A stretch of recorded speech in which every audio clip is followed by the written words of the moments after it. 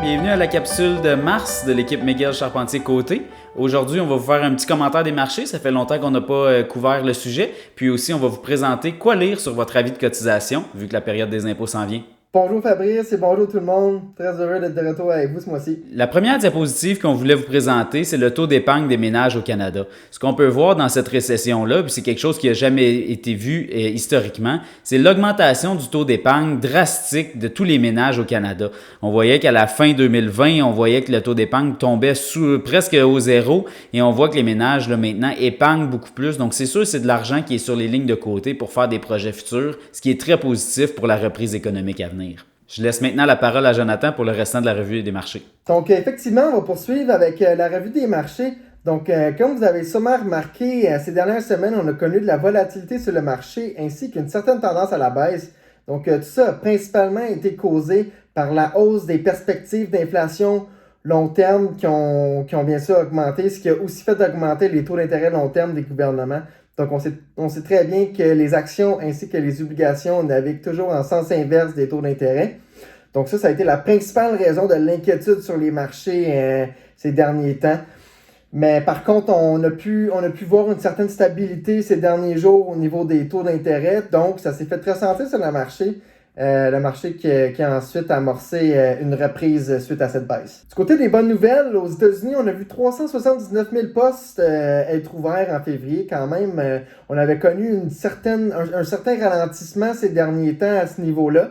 Donc, ça, c'est une excellente nouvelle pour nous parce qu'on sait très bien que c'est un des principaux facteurs qui va nous aider à retrouver le niveau d'activité économique de pré-COVID. Donc, ça, c'est vraiment très encourageant à voir. On peut aussi voir que l'activité manufacturière a sauté à son plus haut niveau en 36 mois. Donc, une belle tendance à la hausse là, qui se poursuit depuis mars 2020. Sur la prochaine slide, on peut apercevoir la croissance anticipée des bénéfices dans le marché américain et canadien. Dans le graphique de gauche, on peut apercevoir le marché canadien, alors que dans le graphique de droite, on aperçoit le marché américain. Donc, vous allez peut-être remarquer qu'il y a quand même une bonne différence au niveau des pourcentages de croissance attendus pour 2021. Je vous explique pourquoi.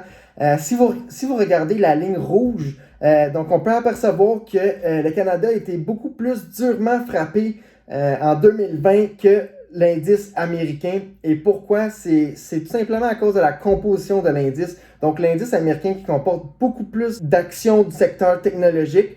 Donc, le secteur technologique a super bien performé en 2020, l'a aidé à supporter sa valeur.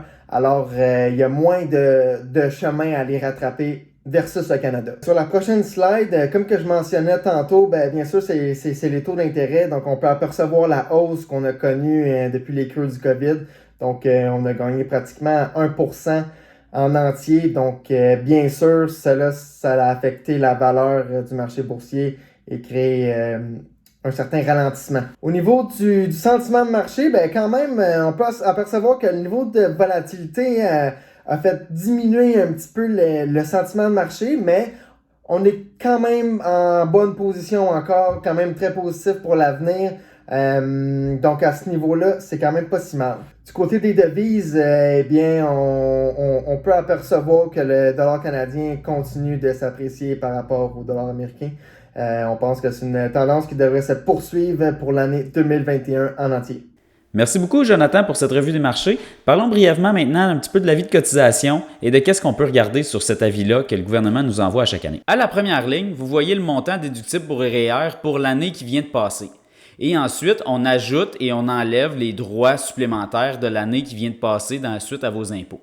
Pour vous donner un exemple, à cette ligne-ci, vous voyez qu'on rajoute le montant 18% du revenu d'emploi gagné dans l'année 2018, car c'est des droits qui seront rajoutés pour l'année 2019, l'année suivante. Et la ligne facteur d'équivalence qui réduit les droits que vous pouvez cotiser pour tous les gens qui ont des fonds de pension avec leurs employeurs. Enfin, la ligne maximum déductible au titre de REER est la ligne qu'il faut regarder pour regarder combien de droits qu'on a de disponibles pour nos REER dans l'année suivante. Donc, c'est normalement un très bon indice pour voir combien qu'on pourrait épargner l'année prochaine dans nos REER. La dernière chose à regarder, c'est si vous avez un chiffre à cette ligne-ci. Cette ligne-ci, c'est des REER que vous avez mis, mais vous n'avez jamais pris la déduction d'impôt. Donc, vous n'avez même pas besoin de cotiser à vos REER pour réclamer cette déduction-là.